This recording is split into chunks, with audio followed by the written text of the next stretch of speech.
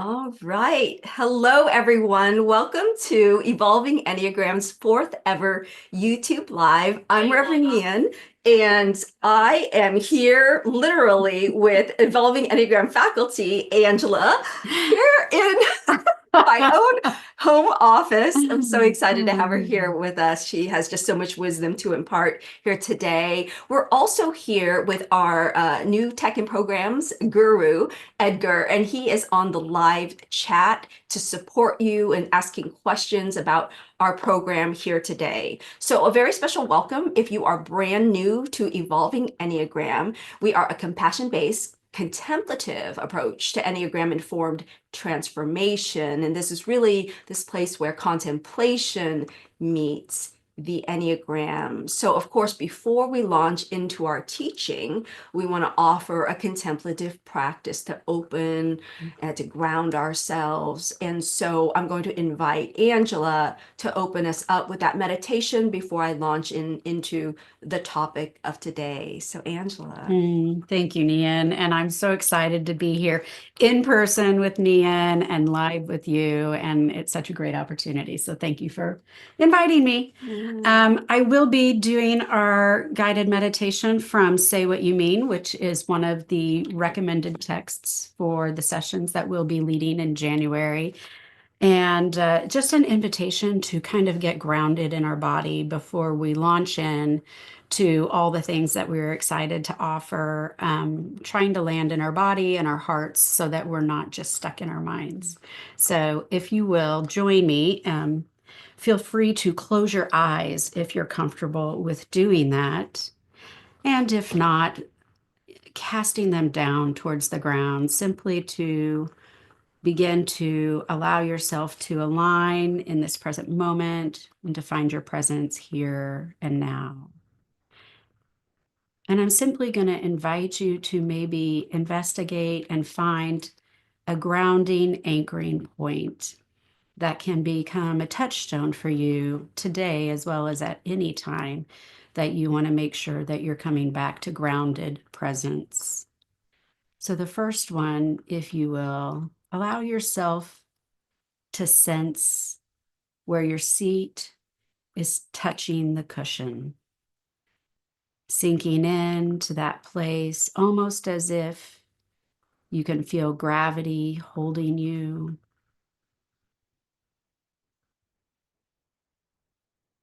Sensing your body here in this space.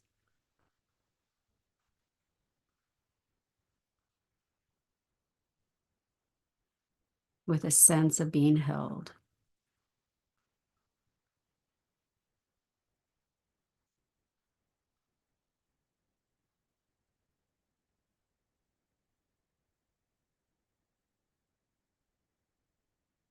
A second option for an anchoring point might be finding your center line, that place where your pelvis and hips are joined with your torso and holding up your head. That may be just kind of paying attention to your spine, or even the center line that runs equidistance between left and right and front and back. And to be able to get a sense of that, you may even kind of move forward and backward or side to side until you find that supportive, supple line that holds you in this place. Of course, breathing as you anchor into one of these places.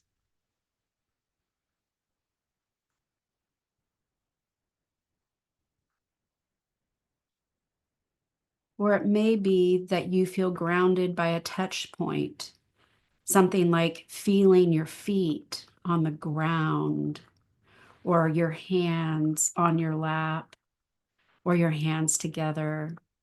These places that hold a lot of nerves and sensations, allowing them to really kind of press in and feel the support that you can always anchor into.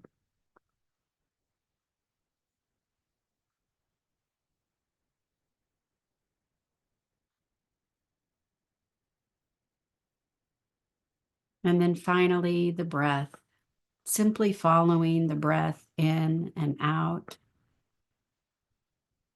moving from an unconscious, involuntary action to a conscious noticing of the breath that supports you each and every moment.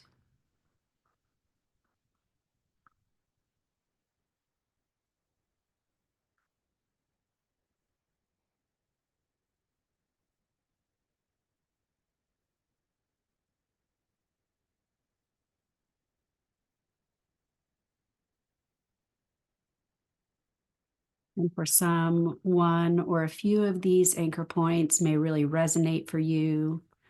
I invite you to continue trying to practice them throughout our hour together, and even beyond that through the day or the days that follow, and see which one of these may give you a sense of grounded presence anytime you feel like you would like to come back to a conscious awareness. And then when you are ready, opening your eyes and returning a portion of your attention to the screen, but allowing yourself to continue to touch into that anchor point throughout our time together. Yeah, thanks. Yeah, thank you. Thank you, Angela. And thank you, all of you who've joined us here today. So the topic for today is evolving toward a unifying vision. And this is a program that Angela and I will be co-facilitating starting January 18th. That's a Saturday next year, 12 to 2 p.m. Central Time. But know that we'll also be recording the teaching portion only of the program, not the discussion portions. So we want people to be able to share and be really intimate. So that will be recorded. So even if you can't make that time, you might want to join anyway so that you can partake of the teachings. And we are actually going to offer some of the teachings here today, just so you can get a teaser about like what are the topics and why are we talking about that. But so today, what I'd like to do is talk about like what this whole program involves. Then I want to talk about why are we even called to do this program at this time. And also, mostly, we want to be here to be available for you if you have questions, if you want to chime in. I also do want to say, as we launch in here today, that I imagine that some of you may be experts in particular topics. You might already be like nonviolent communication certified teachers who are just wanting to get involved in a community where we're exploring these topics, right? So there's no assumption that we know more than you do, but what we want to do is kind of create a cohesive space for community and for discussion around these important topics.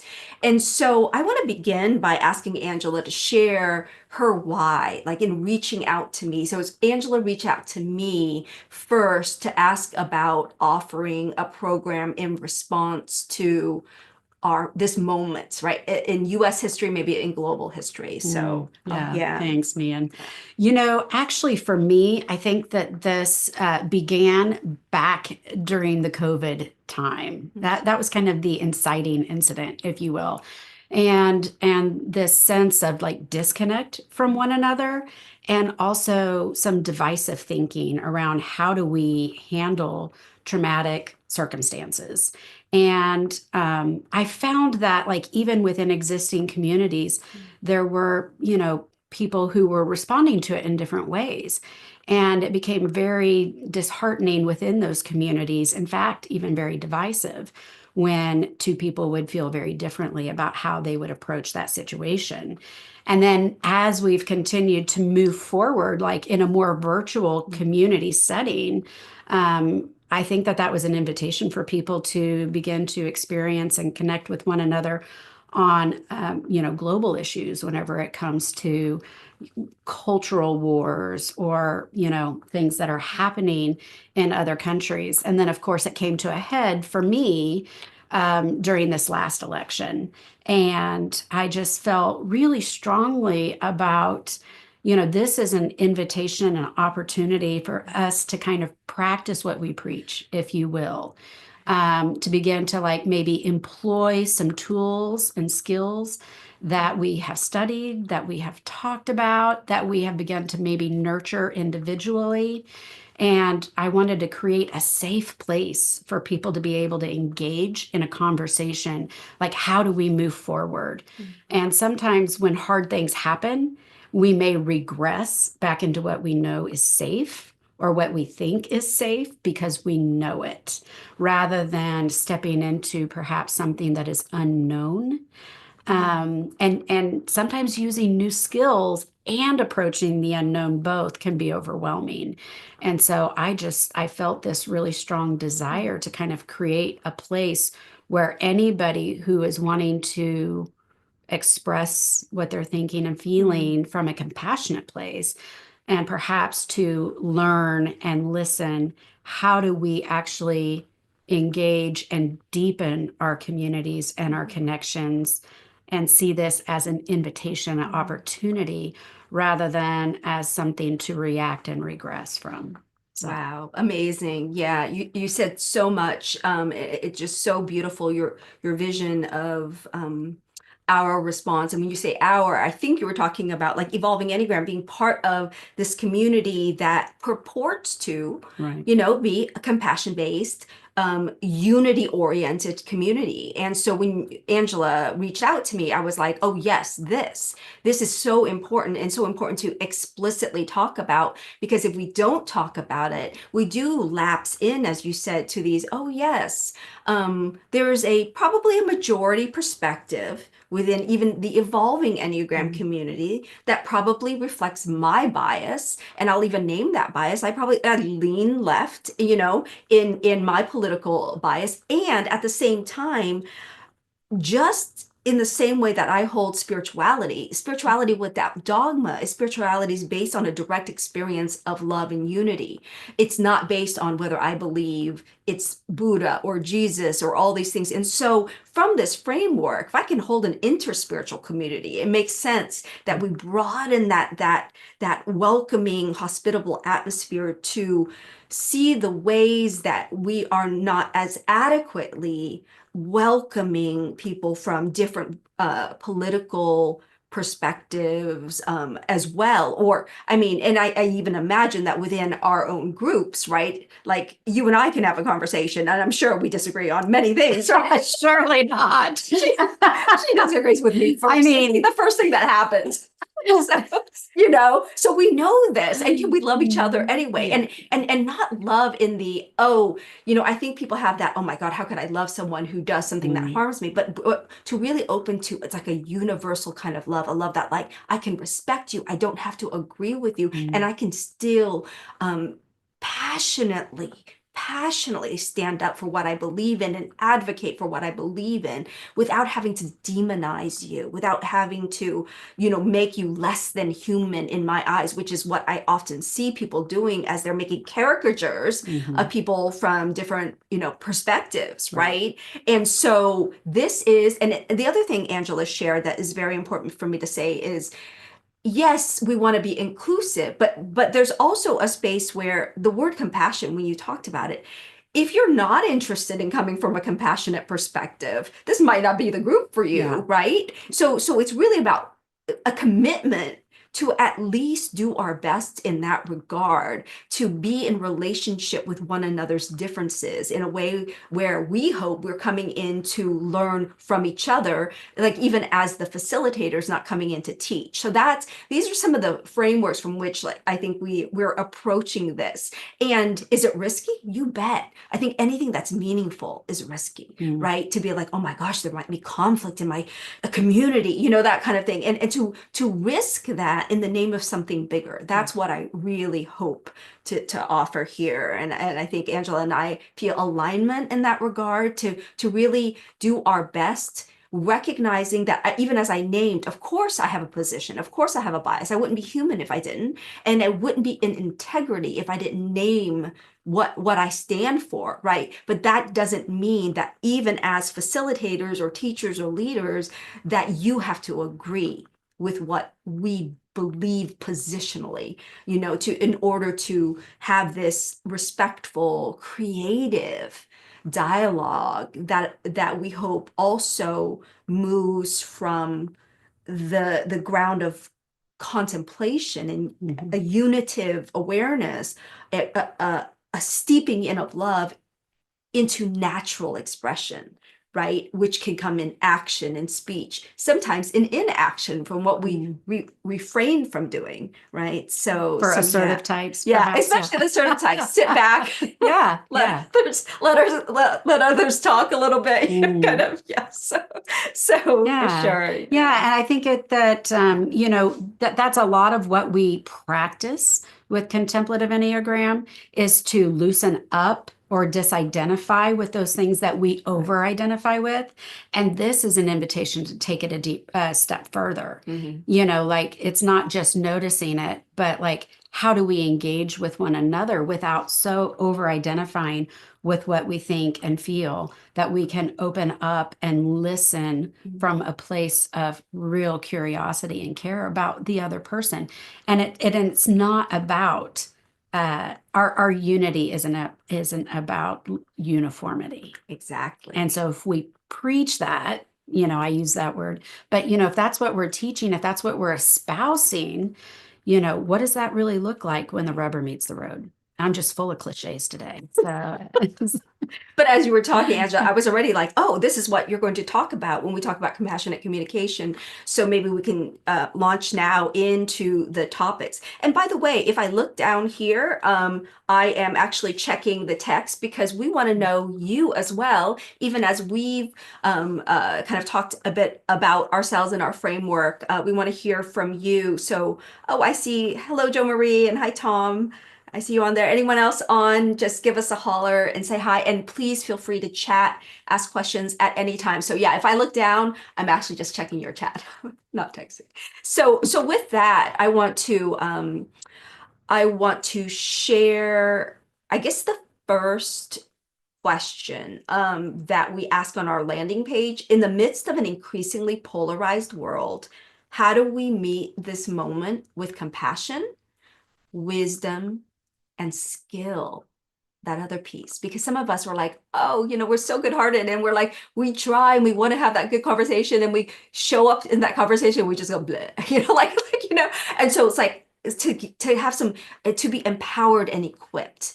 And again, we don't expect that this program is going to like fully do it, but it's going to plant the seeds for each of us to kind of go deeper into maybe one of the 6 topics that we'll be exploring in the whole program. The other question is, what does it mean to have an embodied spirituality, or to be a contemplative activist, which I know even the term activists can be triggering for some of you out there. You've even told me that, but just like maybe even reframe it. What does that mean? I even think of it as contemplation, again, arising as action, right? Action arising out of contemplation. That's what I mean when I refer to contemplative activism. So again, it's not nasal gazing, it's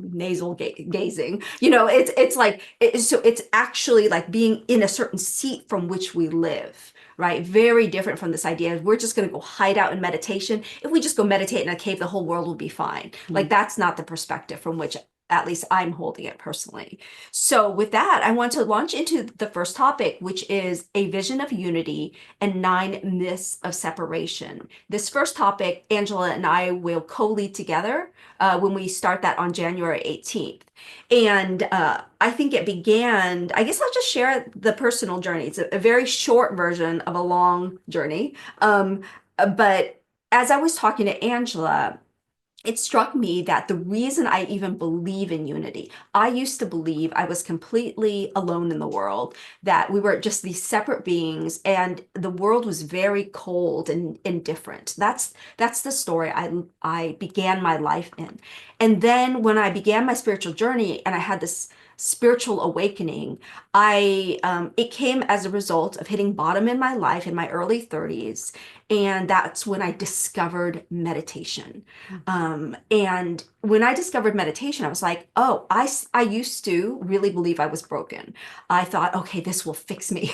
This will heal me. This will make me into a better person. And then I will be worthy. And what I wasn't expecting is that this contemplative practice of meditation, I actually started centering prayer. I don't know, was it 2005-ish? That as I engaged the silence, I started to feel my own wholeness Mm. from the inside out. And then, I mean, I was only focused on me. I thought I was broken, gotta fix Nhien. And what the unexpected gift of that inner practice of silence was, I started to feel connection and love for the world. And that was not, I wasn't trying to do that. It was something that naturally emerged from contemplation. And then I wasn't alone in the world anymore. But it wasn't because now I'm like, oh, because you like me, or, what do you think of me? It was because I love you. It's because I felt connected to you. And so that ground of being from unworthiness and lack of wholeness to unity was my personal journey. And then when I shared it with Angela, just even talking and brainstorming about this class, she shared her own story, which I'd love for her to share today. Yeah, I mean, I think so much of my earlier journey was fueled by this feeling that it was me against the world, you know. And even in my groups, there was this feeling or sense that all these people need me, but I'm still kind of somehow on the outside. Mm. And feeling kind of very lonely from that place, and working really hard, feeling like if anything's going to be done, I'm going to have to do it. I have to live my life and I have to live their life because they're messing it up and I have the answers. But it was this still very separate, very lonely place. And I did it until I couldn't do it anymore. And I realized that the way that I was told to do things didn't lead me to the path that I thought that it would take me. Mm. And it was at that place that I finally just had to sit down and stop. Mm. And that's when I started the contemplative life. Before that, I was very, very religious. But until that place, and it was about 11 years ago, and I started meditating and contemplating. And I think, for one of the first things I realized is, oh, I'm not alone. There are tons of other people out there who feel the same way I do, but in different ways, even like the way you described your own sense of separation.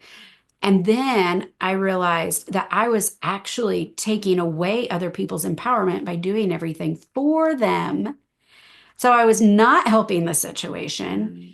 And then finally, there was this kind of aha that, like, oh, they're not rejecting me. I'm rejecting them Yeah. by Wow. having to remain autonomous, to Mm. keep my own sense of power and safety Wow. from that fear of like being ultimately separated. And so it was in breaking open, opening my heart, and letting people in that I finally started feeling that wholeness. She's so lovable. I was always lovable. No, but yes, it was the self-sabotage, Yeah. that all different types experience. But yeah. Right. Yeah. No, thank you. So touching. So as you shared, so the theme of the first session is this for each person to grapple with: what is my story of separation? What is my myth around separation? And if you have Enneagram literacy, which you are not required to have to join this program, if you have, you've already heard that I, as an Enneagram type 3, worthiness, innate worth, that's the core issue of the 3. And then similar, like Angela's version, it's like a different version that's very 8 oriented, right? Around like the world's the problem, and I'm gonna change the world and control the world, and then we will all be well, right?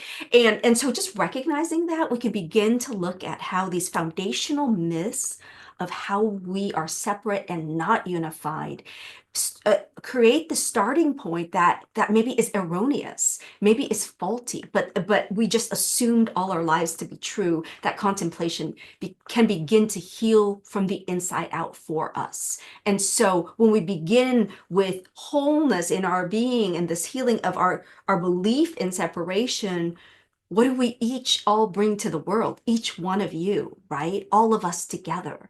And related to that, I also feel like, I had this notion that where is it? That after the election, I knew I wanted to do something.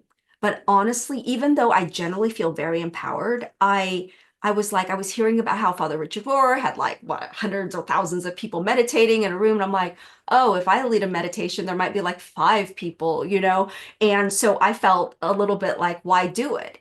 But when Angela reached out, I remembered the Margaret Mead quote about, it takes like, don't, you can believe that a small group of people can change the world, right? In fact, it's the only thing that ever has. There's this notion that it matters. Each of our consciousness matters. And so I felt empowered after Angela reached out to me to say, it doesn't matter. We start here, we start where we are. So even if like 5 people join this group, like it will be so important that each of us get steeped in this knowing. And so that was the perspective from which I decided to move forward and have this as part of Evolving Enneagram. Great thanks to Angela just reaching out to prompt that for me. Yeah.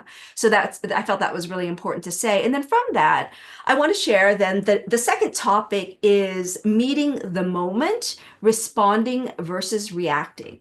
This topic on session 2, I will take the lead in, and then Angela will take the lead in topic number 3. But for now, meeting the moment, responding versus reacting. Oh my goodness. I mean, after the elections, we could see it. We had 5 contemplative practices in the Enneagram groups meeting, for the several weeks after the election. And I could just see in the groups, we could see the different Enneagram types playing out in our responses. And so I want to bring what might be invisible for some of you, if you don't already know your conflict style, to help you understand that in the moment, we tend to have this bias that this is the right reaction. We must rally and take action, or, oh my gosh, how is everyone not grieving now? There's certain times where like, how is everyone not just weeping in tears? And just to understand that there are 3 fundamentally different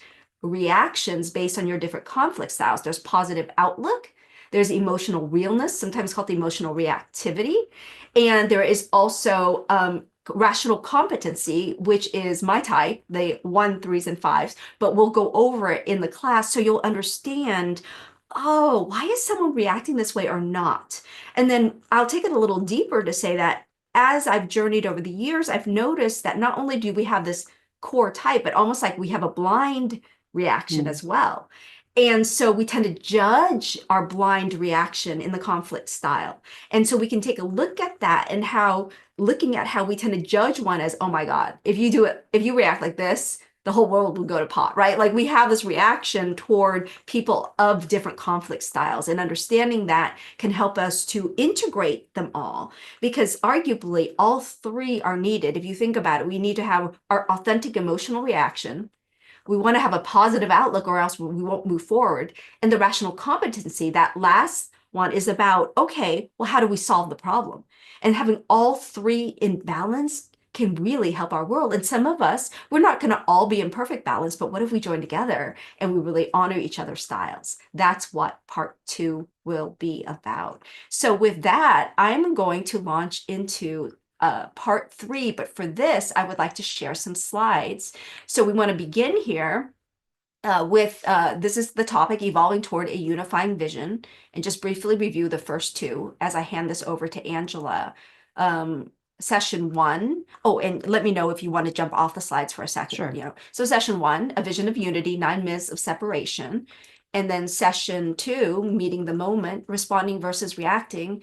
And then session 3 is integral theory, growing up and waking up. And if you are new to integral theory, oh my goodness. So Angela is our resident expert now. She has a certification from the Consciousness Academy in this. And I have some knowledge of it from seminary, but I'm going to hand it over to Angela. Yeah, thank you. Well, and this, I think, could be really integral, actually, to helping us understand how do we move forward in situations where we feel like we're just living in a different world than other people.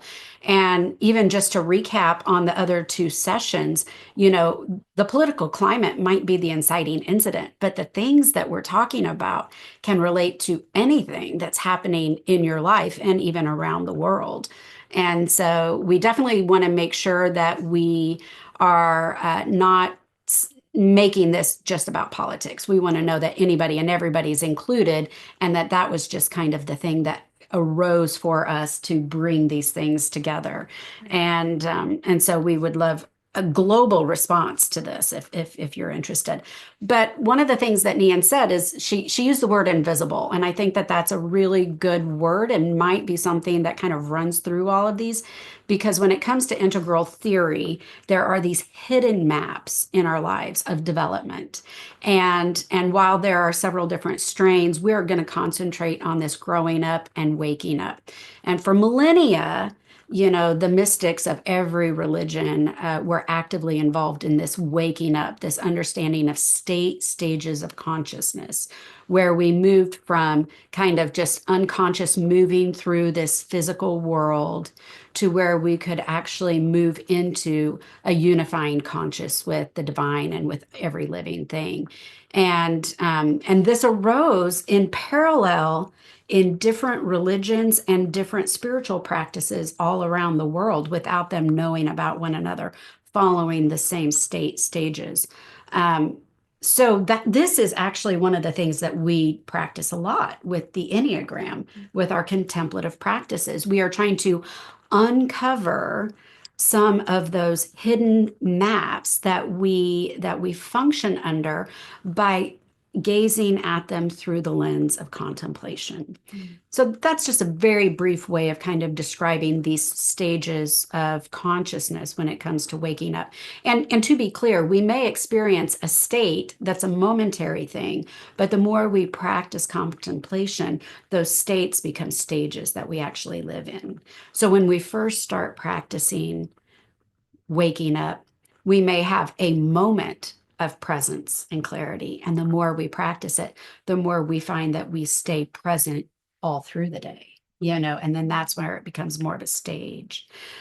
Now, what's new in the last 100 years or so since the development of psychology is this idea of growing up. And so this is our psychological development that we actually naturally go through. Growing up, you have to intentionally look within to develop these. Growing up, we kind of naturally go through these, but some people stop at one developmental stage and stay there. And to be clear, whatever stage you're living on is reality to you. We subjectively identify at that stage, and whatever stage that is our truth. So, this part is new. And when this part came along, we kind of lost touch with the waking up levels of development, because it first started kind of arising from the Enlightenment, but then really with the developmental of psychology. And so now we're trying to bring them both together and see, how am I particularly looking at the world, and how might the person that I'm talking to be looking at the world, not just from our Enneagram type, but at our level of waking up and our level of growing up. And how might that be creating a disconnection in our conversation and our connection? And how, by knowing or kind of understanding where they might come from, help us reconnect with one another. Yeah. Yeah. Beautiful, Angela. And as you're speaking, it strikes me that, I mean, if you know the Enneagram, if you remember the moment when you recognize the Enneagram as like a map of you, a map of your consciousness, and it was like, oh my gosh, right? The aha. And so for me, integral theory has that same piece of like, wow, this is this filter through which I'm seeing the world. And I can clearly see, it's always, easier to see other people's filters. Like, that's the filter you're seeing the world. Yeah. But if I don't make any of it bad, right? This is the really radically inclusive aspect of, first of all, making it bad. We found, I mean, I am very, I'm very practical.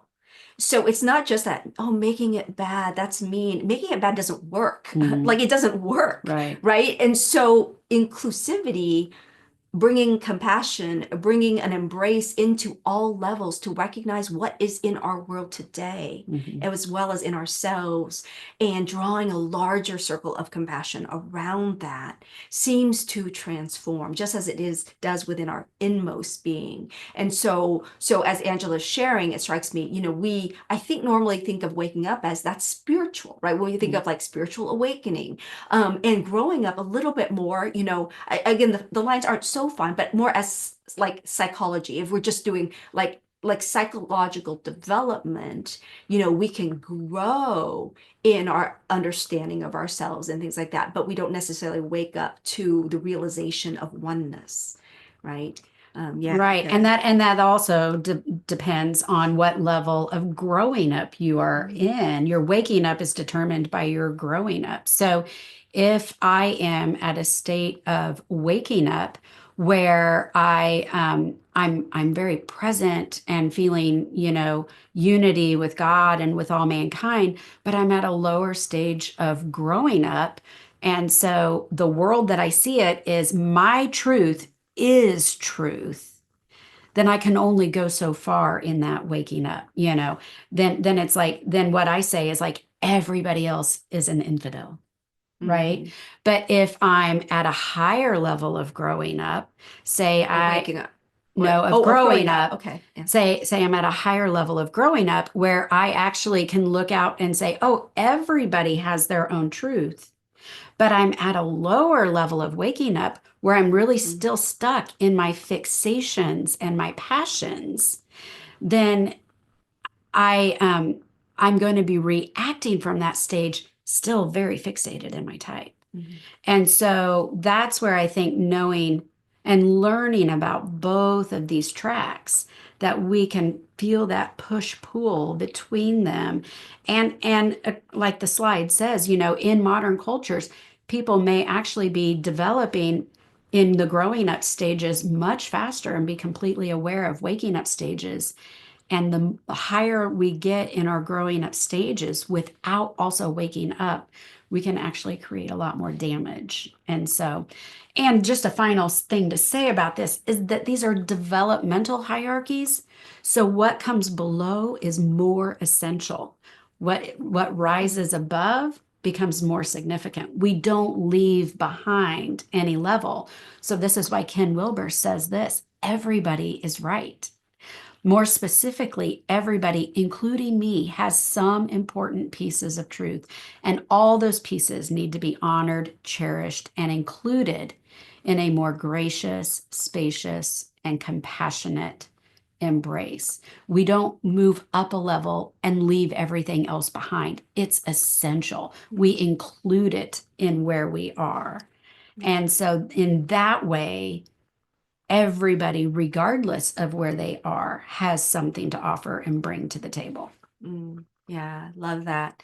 And I think for me, relevant to our community, and I say our in a very broad sense, anyone who wants to participate really, I think it's important to note that we generally believe that we're higher up than we are, right?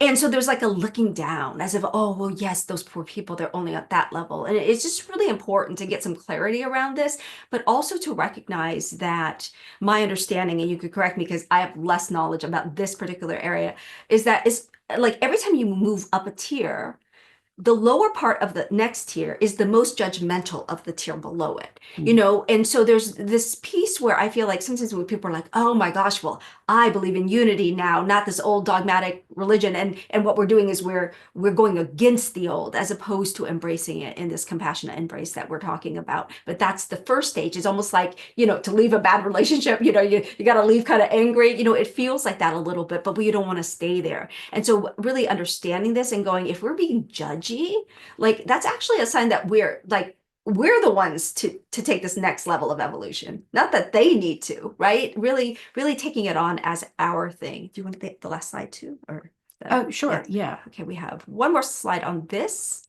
topic. So each type of the Enneagram has its own grammar, if you will. But when we're unconscious of that grammar, then, it's like using a language. We use a language, but we don't necessarily know the rules of the language. I can be speaking to you right now, and I would not necessarily know the grammar of the language that I'm speaking. So that's what we do with our contemplation, is we're like trying to look within and discover that grammar through acquired knowledge and contemplation, both. We work to uncover those hidden maps. And we also do that in our contemplative groups by practicing the inner observer, by sitting still, being quiet, even in our alone time, and begin to look within.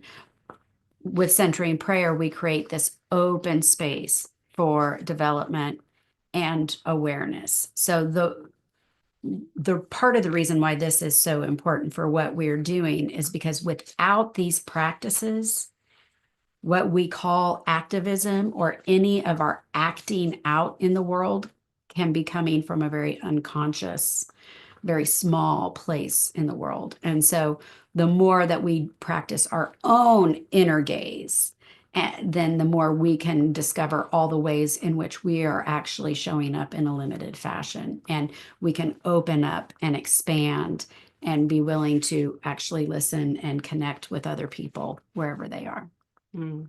Yeah. Thank you so much, Angela. So important. I think that I want to take off the slides for a bit, or remove the slides, and kind of be back in relationship. We want to go back and forth a little bit in that regard.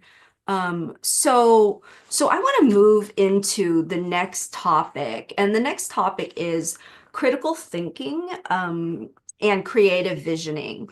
And I realized that we didn't really talk about our credentials, but honestly, you could read them, right? Like, so, the bios are all there. But just like I have background in mediation, but I want to specifically give credit here to the Awareness to Action certification program in the Enneagram, because it's the only one that talks about clear thinking. And as someone with a legal background and a background in philosophy, it's like the importance of a wise compassion, right? One that is not just, it's sort of like the heart needs to be married to that wisdom, and that wisdom is helped by understanding the ways that we think and the ways that we don't think well, but we don't know that we don't think well, right? And so I want to talk in this section about cognitive bias. And so we'll talk about like different cognitive biases, like cognitive dissonance is basically cognitive dissonance is when, you have competing belief systems, not outside, but inside of you, right? And so it's sort of like, oh, I have this thought, but I'm having an experience that suggests the opposite should be true. And I'm going to actually go back to the slides now, because I have a very fun slide here to give an example of what I mean. So, cognitive dissonance, the psychological discomfort caused by competing ideas or assumptions. And the comic says, for those who are just listening here, if your numbers are correct, my strategic plan is irrational, says one employee to the other. And then cognitive dissonance takes over, spoink. And then that same person says, you sure are bad with numbers. And the other guy says, what was that noise? And that noise was cognitive dissonance taking over, So it's like that inability to like, oh no, that can't be true. Like we shut down our availability for learning, for processing something new, right? And again, I'll stop the share to come back. I love that this is primarily an Enneagram community. Again, if you're new, we will help you along if you're new to the Enneagram. But if you're already well-versed in the Enneagram, you know that the type 1 looks for what's wrong in the room and says, see, there's always error. Yeah, but there's also beauty and you don't see it. Like similarly, the type 6 is like, you can always say that there's reason to fear, right? And so fear can just underlie your entire life. But the evidence will focus on, see, that went wrong and I didn't protect against it. So now I have to be even more vigilant and guard. And so those of you who've been working with the Enneagram know that it's like there's confirmation bias, you know, like around, which is another way we distort our thinking around our Enneagram types, right? So we think we're just seeing things as they are. See, life is like this. When I was young, I was like, oh, they don't love me unless I get straight A's. This was my story. And I just thought this was the story given to me. And now I realize, well, there could be some three-ish elements of I was already prone to look at their disapproval and to say, well, how I'm going to gain it is I'm going to work harder and get straight A's, right? And then when I don't get that approval, then I just revalidate myself and say it's because I need to get straight A pluses. Let us go forward, right? I don't question that original story. And so we want to be aware of how we don't do that. And so that's why this is important in this next session, to have that section. And I think, okay, from there, I want to move into, oh, one more thing. I wasn't sure if I wanted to offer this yet. Little teaser, the Awareness to Action program talking about critical thinking actually overlays the Enneagram. So so on the Enneagram, we have this inner triangle, the 9 at top, the 6, and the 3. So one way of looking at that is at the 9, we know the brain, sorry, nines, the brain likes to go on autopilot. But in all of us, the 9 point in all of us, right? And then occasionally we are stirred from that daydream. We drop down to 6 and we experience anxiety, right? So either we're on autopilot or when we're not and we're like down at 6, which is point of anxiety in all of us, not just type 6s. And then we go to 3, we make up a story to make the anxiety go away. And so just look at that model of like how we do that, even overlaid with the Enneagram. We'll talk more about that in our course. So with that, then I will pass it over to Angela. And I'm assuming that you'll show us how to reverse that. Oh yeah, to go the other way. Realization, Yeah. self-awareness. You know, Yeah. it is the beginning of like what was unconscious becomes conscious. And that begins the journey, right? Just the naming of it. Like even talking about type, as soon as I know that I'm biased in a certain way, I'm going to already start to reorient the other way. And so in contemplation, and that allows us to have present moment awareness. If you've been studying with me, you know that I always make a distinction between people who are self-reflective. It's nice. Oh, I can reflect. I know why I did that. I know why I reacted in that way. But self-awareness from grounded presence, which Angela led us into so beautifully at the beginning, sees what's arising in this moment, then has choice to make a different response, right? And so that's our point of power and why contemplation is so important to this journey, so that we were responding from the spacious place of being where we have intentional choice. Yeah. Yeah. And I think that that's a good point for all of these sessions, you know, because I think the point of overwhelm comes when we look outside ourselves and we see everything that's happening and we like don't understand, how could people do this? Why are people doing this? What's going on around me? I feel out of control. I don't know how to impact this. And every one of these sessions will show us in interconnected ways how to go back within and see what is arising for us, so that then we can bring the fullness of ourselves to that situation rather than starting out by looking outside. Yeah. Amazing. Yeah. Great point. So then in our next session, we're going to get to talk about compassionate communication. And a lot of our information and practices will be coming from Oren J. Sover's book, Say What You Mean, as he, you know, shows us some of the principles of nonviolent communication. And those focus in starting with grounded presence. Again, starting here and then engaging, coming from a place of care and curiosity.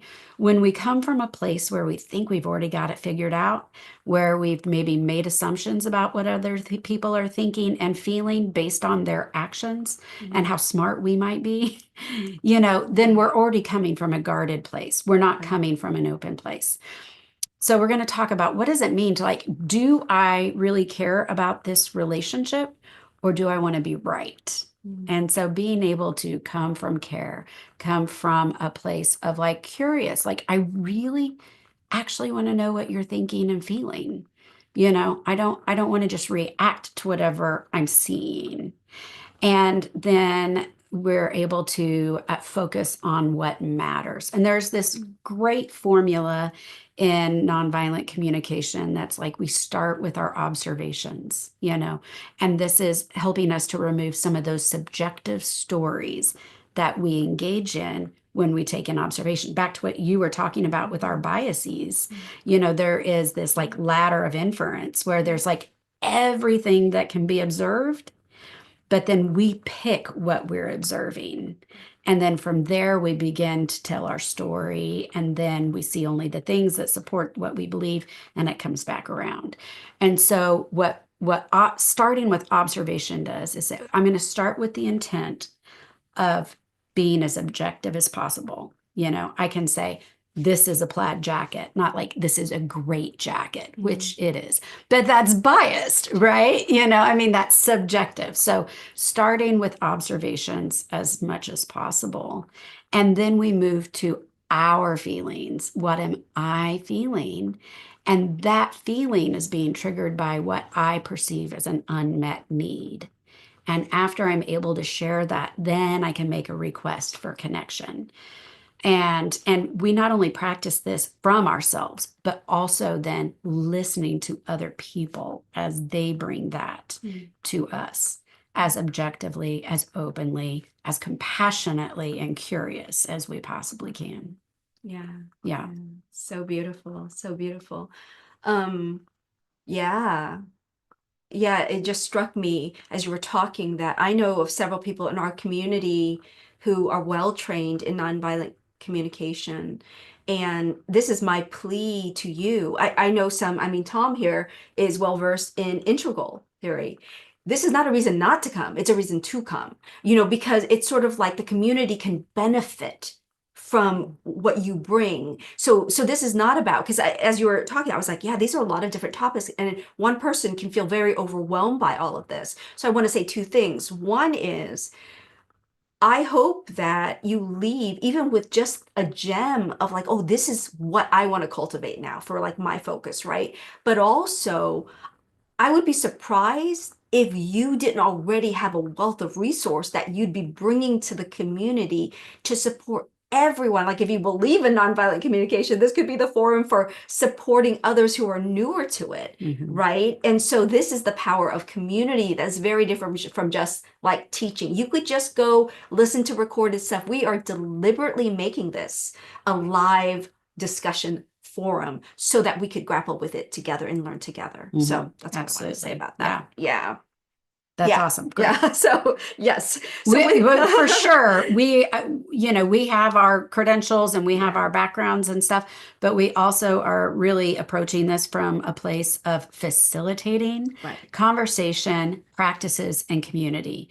And I always see everybody else who's coming to be rich with knowledge and practice and experience. So yes, we are not approaching this from a talking heads kind of place for sure. Yeah. Definitely don't want that. Yeah. In part because I know I personally, I mean, listening to people in our contemplative practices in the Enneagram community, there are moments because we don't have crosstalk. I was like, oh, I'd love to learn more about that, and get to know the person about that. And this is our opportunity. It's just the beginning. So I say it's the beginning. We're going to end here with session 6, but I want to say what session 6 is actually about, which is it really is a contemplative activism next steps. That's the topic. But I think what I just said, I think is the core for us, which is we can be there together to support as facilitators to support you. Like say you're like, oh my God, I'm overwhelmed and there's so much to learn and to do, we can help you to discern what is that one thing that is the next step. We just need the next step. We don't need every step. And so that call to move from this place of love, of yearning for a more unified world, right? Like that we can support you in that and in discerning. And the other piece related to that is the humility of like, by no means do we think in a 6-week or 6-session program that everything's going to be healed or fixed, if any, but what it is it's meant to be a community that we hope will actually begin to blossom into something bigger, planting a seed for this intentionality of relating to each other, not just in our meditation CPE groups, but in our lives. What does this actually look like in my life? And I don't have anyone to talk to about this. And now you will if you join, that's the hope, so that this could become something living that is bigger than us. And then maybe we'll hear back from you. We're like, well, next class you guys need to do is this, and so we don't know that. But I also want to offer that both Angela and I, and actually all of our faculty offer one-on-one sessions. So whether it's deepening in contemplation with a spiritual director, I know Christina offers that, as well as Angela, but Angela offers the skill set too of one-on-one with compassionate communication. Because if you're anything like me and you're just learning how to talk, you really feel like you're learning a whole nother language. It's awkward. So you need like a safe space. We'll have a little bit of practice, but it's just one session. So if you want follow-ups, then work one-on-one with them. That could be your next step. If I'm committed to devoting time and energy. And I think the last thing I want to say about that is,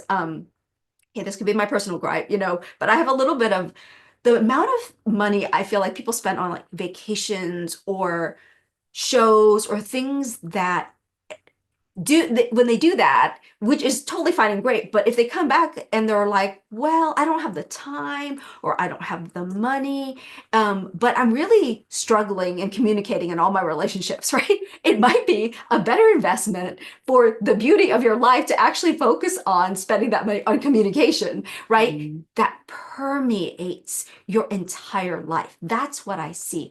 I know that I am blessed by this journey where this is a place from which I get to live and move and have my being, and then continue to bring in these gracious new skills that friends like Angela can bring to me personally, as well as to our community, to say, oh, and that, and how beautiful that this creates something that is already pretty solid into something that's flourishing and thriving. And as I flourish, I have more to give to the world as well, right? So that final class is really to help you discern, like, what is your next step of growth, of action, of speaking up in the world that will help you to feel like I am living my truth, right? That I am not just paralyzed, right? I am going to honor my feelings and I'm going to honor my truth.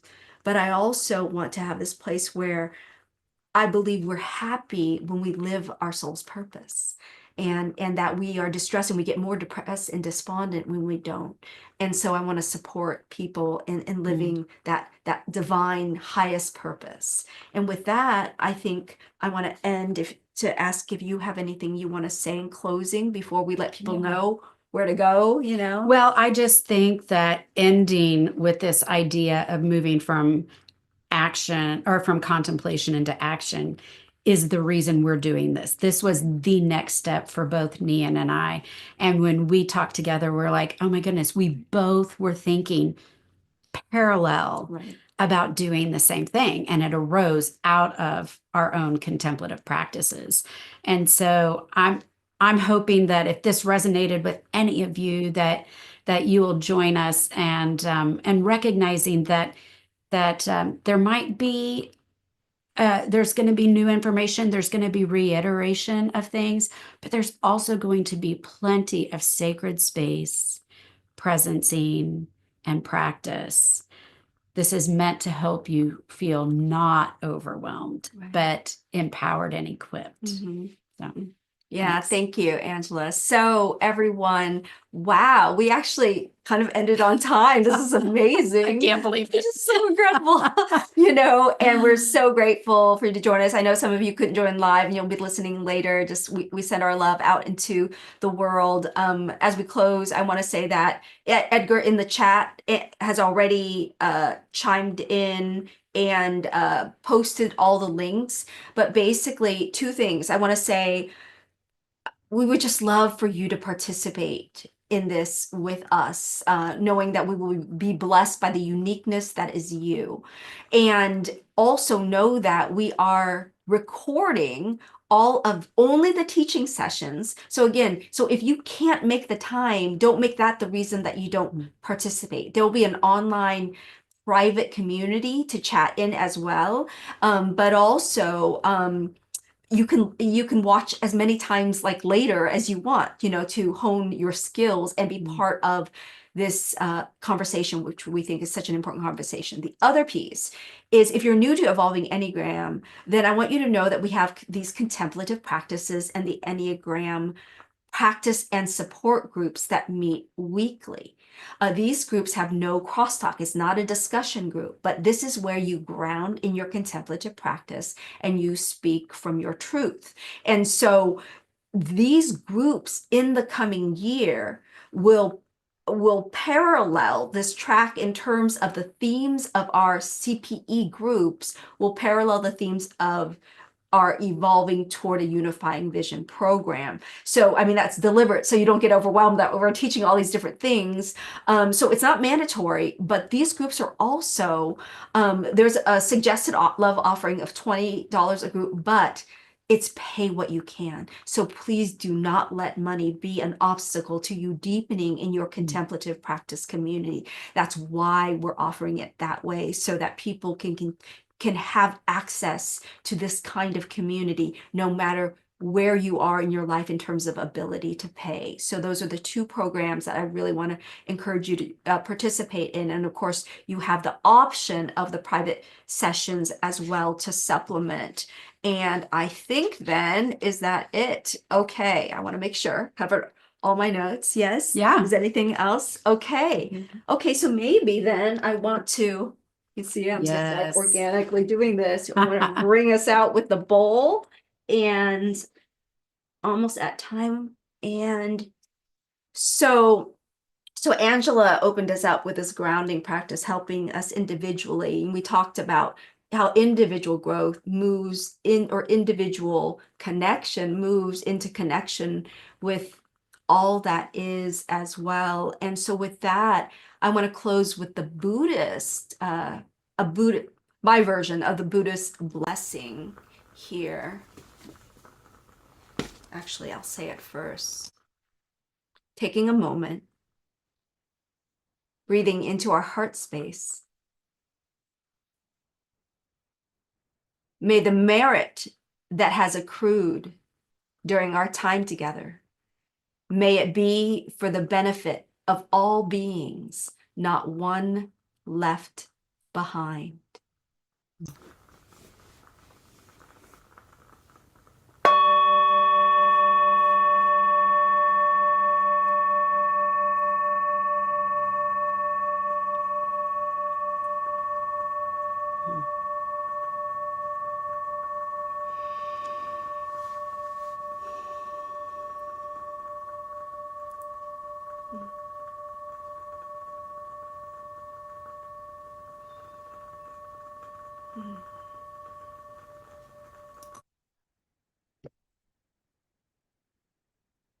Thank you. Thank you for joining us.